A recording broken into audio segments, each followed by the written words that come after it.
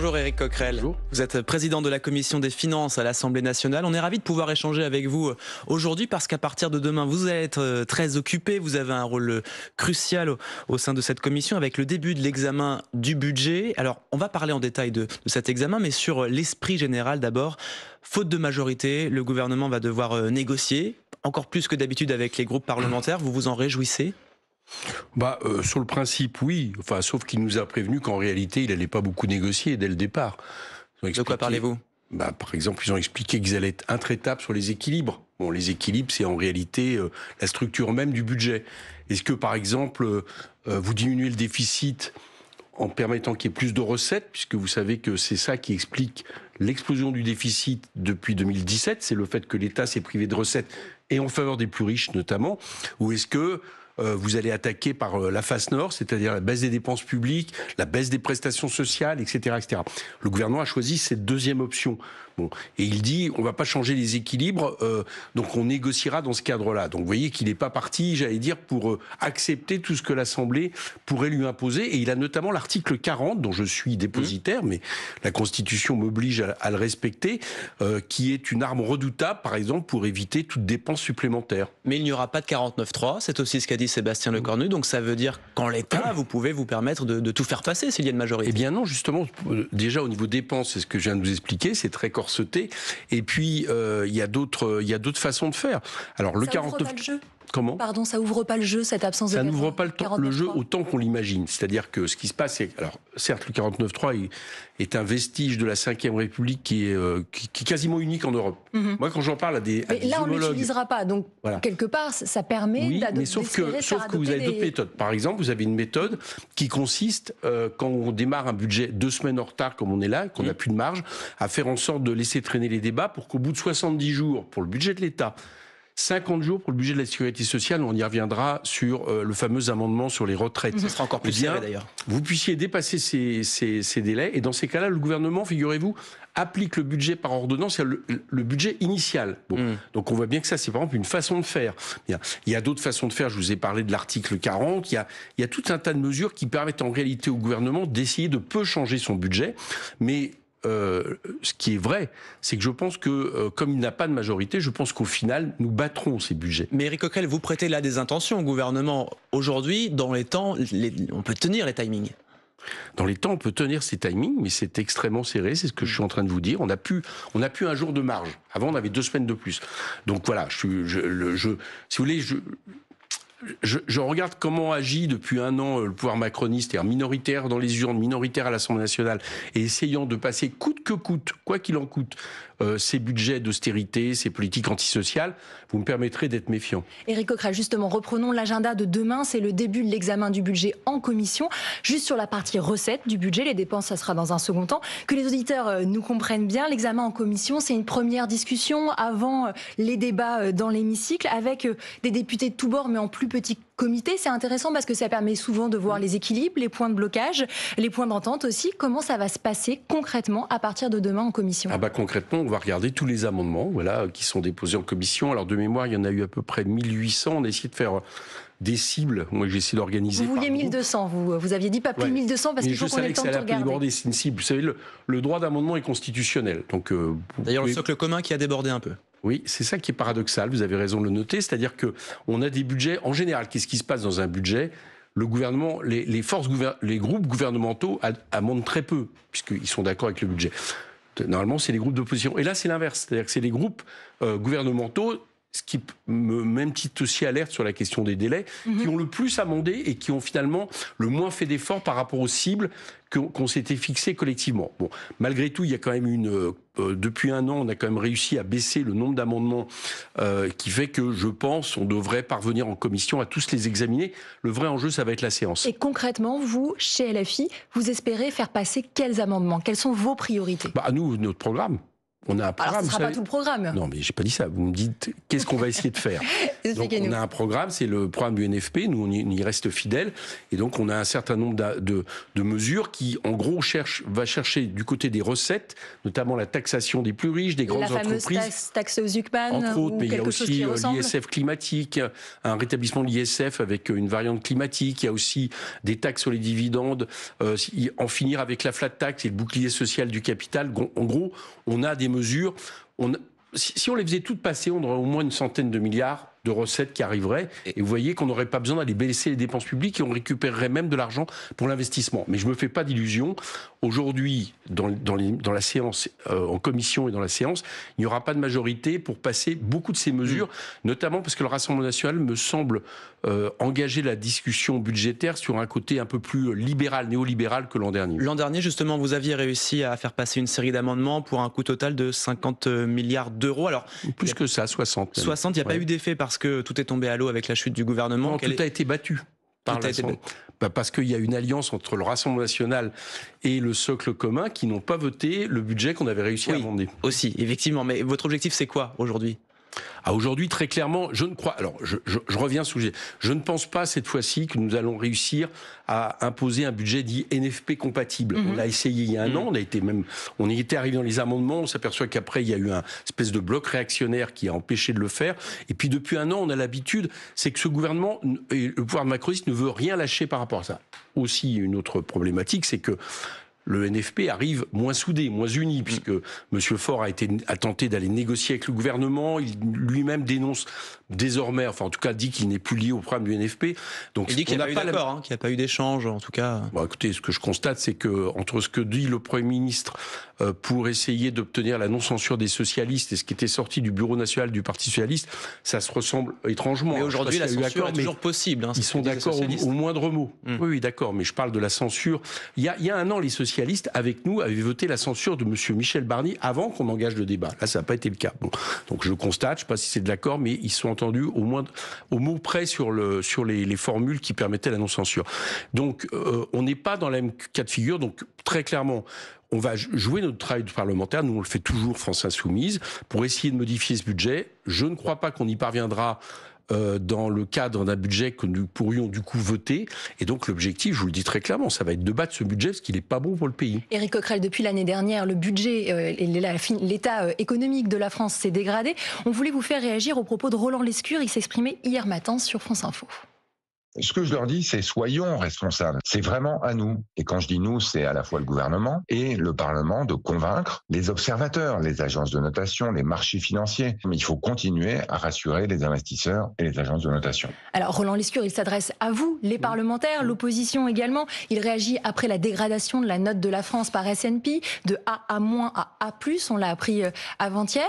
Concrètement, est-ce que vous pouvez au moins être d'accord avec lui sur l'objectif, c'est-à-dire de maintenir la trajectoire, l'impératif de rester sous les 5% de déficit pour assurer les marchés et les agences. Je l'appellerai, lui et ses collègues, à être responsables. Parce il le dit, qu'il doit l'être aussi. Ceux qui sont irresponsables depuis un an, parce que c'est ce qui explique notamment toutes les notes des agences de notation quand ils dégradent. Le note, c'est l'instabilité politique. C'est-à-dire que si on regarde depuis un an, par exemple, on a perdu quasiment 10 milliards d'euros cette année de croissance du fait des décisions des gouvernements de s'imposer coûte que coûte alors qu'ils sont minoritaires, etc. Mais sur les 5% de déficit, vous êtes d'accord ? Déjà, il faudrait qu'ils soient responsables et qu'ils arrêtent d'essayer d'appliquer une politique qui a été minoritaire dans les urnes il y a un an. Deuxièmement, il faudrait qu'ils arrêtent de jouer les alarmes. Vous savez, comme l'avait fait M. Bayrou sur le terme. M. Lescure le fait moins, je tiens à le dire. Mais M. Bayrou sur le thème, on est près de la faillite, le FMI arrive à la porte, enfin toutes choses qui sont des absurdités totales et qui finissent par inquiéter effectivement les marchés et les agences de notation. Et puis troisièmement, dans l'agence de notation que vous notez, ils indiquent que la réduction du déficit peut se faire de deux manières. Elle peut se faire par la baisse des dépenses publiques. Et le problème, c'est que la baisse des dépenses publiques, figurez-vous, ça a un aspect récessif sur l'économie. L'an prochain, l'OFCE vient de sortir une analyse, c'est une institution qui travaille sur l'économie, qui estime que ça va avoir un effet récessif de 0,8 points sur la croissance, ou alors on peut le faire sur les recettes, ce que nous proposons. Pardonnez-moi, vous n'avez pas répondu sur l'objectif des 5%, de rester sous les 5% de déficit. C'est important, c'est une trajectoire, c'est un engagement de la France. Oui, c'est un engagement de la France, mais je pense que dans la situation où nous sommes aujourd'hui, d'accord, c'est-à-dire une situation économique mauvaise, où la consommation intérieure baisse. Or, la consommation intérieure, c'est la moitié du PIB dans ce pays. On ne doit pas prendre des mesures récessives. Pourquoi ? Parce que si vous prenez des mesures récessives, en réalité, non seulement vous allez attaquer le pouvoir d'achat des Français, vous allez produire une politique inégalitaire, mais figurez-vous, à la fin, vous n'avez pas la réduction des déficits attendus. Donc, moi, le problème n'est pas de dire il faut respecter 0,5, etc., à la virgule près. C'est de mettre en place la bonne politique économique qui, sur 3-4 ans, nous permette à la fois de relancer l'économie, de faire une bifurcation écologique, et également de réduire les déficits. Et or, la politique menée aujourd'hui et proposée aujourd'hui n'est pas une bonne politique. Elle va faire exactement l'inverse. Mais vous entendez aussi ces Français qui disent qu'ils épargnent plus, ces entreprises qui investissent moins, qui embauchent moins. Il y a une crise qui se ressent, qui est là. Bien sûr. À partir du moment où la consommation intérieure baisse, et que vous avez un pays qui est quand même très lié à cette consommation intérieure, les carnets de commandes des entreprises diminuent. À partir du moment où, par exemple, l'État va, cette année, diminuer tous les budgets des ministères. Les budgets des ministères, c'est aussi des commandes publiques. Quand il y a moins de commandes publiques, par exemple dans l'écologie, puisque depuis 2 ans, on baisse les budgets de l'écologie, alors qu'il faudrait les augmenter de près de 40 milliards si on voulait respecter les accords de Paris, ça a des effets sur les carnets de commandes. Toute cette politique anémie l'économie française. C'est cela que je condamne presque le plus, en plus du caractère inégalitaire qu'elle propose. Éric Coquerel, vous restez avec nous. Dans un instant, on va évoquer la suspension de la réforme des retraites et ses conséquences. Ce sera après le fil info à 8h45 avec Diane Ferchit sur France Info. Une nouvelle dépouille d'otages identifiés en Israël. Il s'agit de l'un des 2 corps rendus cette nuit par le Hamas qui porte à 12 le nombre de dépouilles récupérées par Israël sur les 28 attendus au total. Le Hamas affirme que la fermeture du point de passage de Rafah entre la bande de Gaza et l'Égypte entraîne des retards dans la récupération des corps.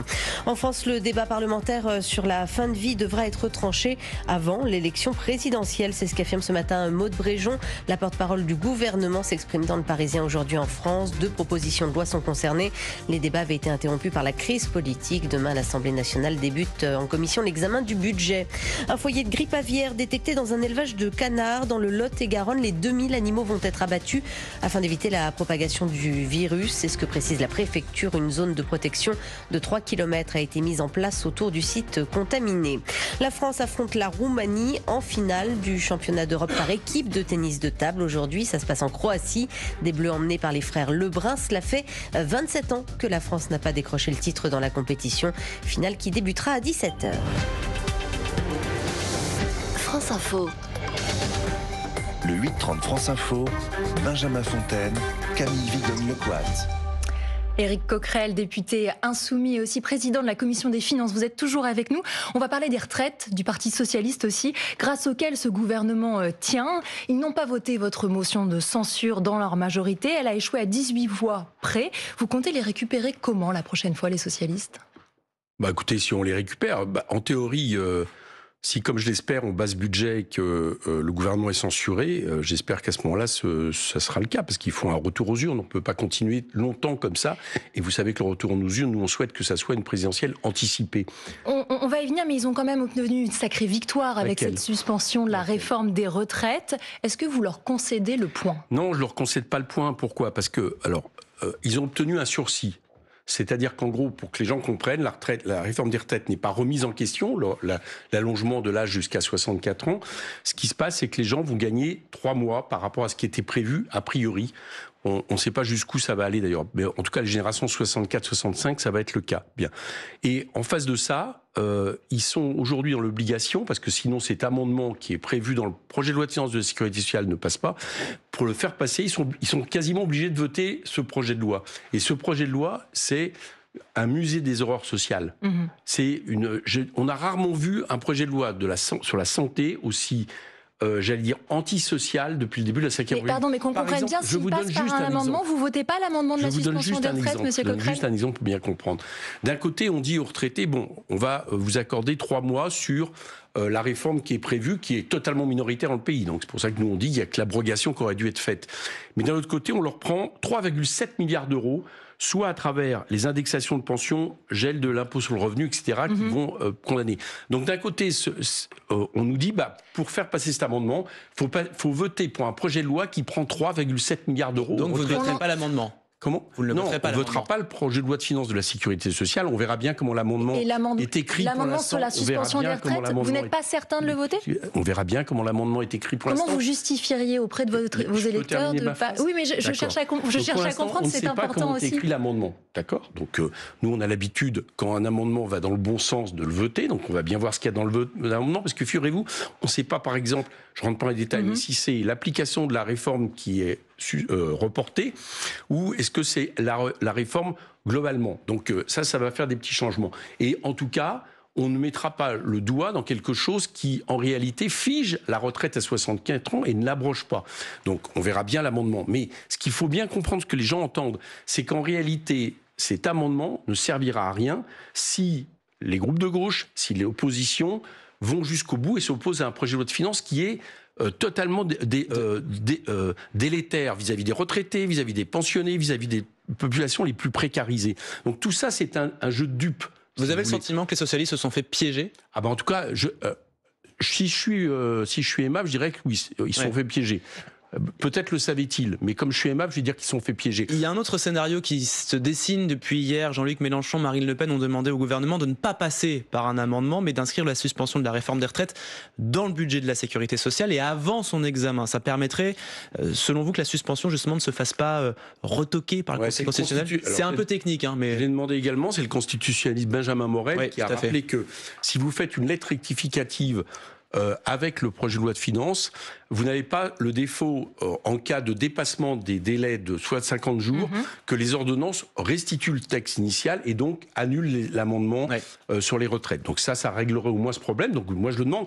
Par contre, ça ne réglerait pas le deuxième problème que je vous signale, c'est que pour faire voter ça, pour faire voter cette mesure, il faut voter le projet de loi de finances de la sécurité sociale qui, une fois de plus, je me permets d'insister, est une catastrophe, y compris pour les retraités. Donc c'est là où le piège n'est pas totalement, j'allais dire, ouvert, mais ça serait déjà mieux. Donc moi, j'ai demandé également hier, en tant que président de la Commission des Finances, que le gouvernement fasse vite, parce qu'il faut le faire maintenant. Vous avez un retour sur cette question du véhicule législatif? J'espère, puisque nous, on a fait la demande. Je l'ai faite officiellement à Monsieur Lecornu. Donc on va voir, mais il faut que ça vienne vite, parce qu'il faut que ça soit... Jusqu'à quand? D'ici quand? Là, quasiment maintenant, parce qu'il faut que ça soit dans le débat de la première partie qui va commencer bientôt sur le projet de loi de finances de la sécurité sociale. Alors, vous parliez du départ souhaité d'Emmanuel Macron. Une nouvelle procédure de destitution à l'encontre du président de la République va être déposée par la France Insoumise. Pourquoi? Parce que vous vous entêtez alors que la précédente vient juste d'être rejetée par le bureau de l'Assemblée nationale. Parce que Emmanuel Macron s'entête à imposer des gouvernements minoritaires et une politique minoritaire. Et donc, je ne vois pas comment on décoince la situation qu'en permettant aux gens de revenir aux urnes, mais de revenir aux urnes sur l'élection qui est l'élection cadre de la 5e République. Oui, mais votre motion de destitution n'a pas plus de chances d'aboutir la semaine prochaine que la semaine dernière. Mais si le Rassemblement national avait voté pour cette destitution au bureau de l'Assemblée nationale, la destitution aurait été déjà débattue à l'Assemblée. Tout à fait, on a posé la question à Thomas Ménager qui était à votre place hier, il nous a dit qu'il ne changerait pas de position. Alors pourquoi, ils prennent leur responsabilité, alors qu'ils arrêtent, que le Rassemblement national arrête de dire qu'il faudrait que le président Macron démissionne ou qu'il faudrait je ne sais quoi. Il faut être cohérent avec les choix. Soit on pense que M. Macron mène une politique catastrophique pour le pays et non démocratique, parce qu'il n'a pas respecté le suffrage universel.